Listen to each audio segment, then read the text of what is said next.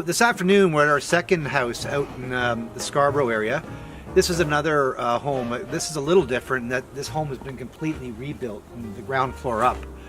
One of the things you need to be careful of is when you're building like this in these neighborhoods, some of these neighborhoods, you need to do a valuation of the property as is, and you also need to do a valuation of the property as complete.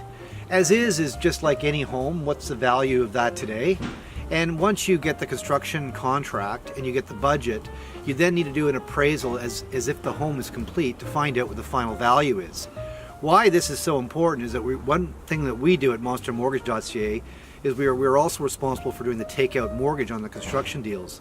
So we want to make sure that 1 plus 2 equals 3 when it comes to valuation, so that at the end of the day, you're creating enough value so we can do a takeout mortgage. Takeout mortgage would be 80% of the end value, and we want to make sure that you've created enough value when you do the construction. And we can do that all before construction even begins. So that's something that we do as our first step when we meet a client.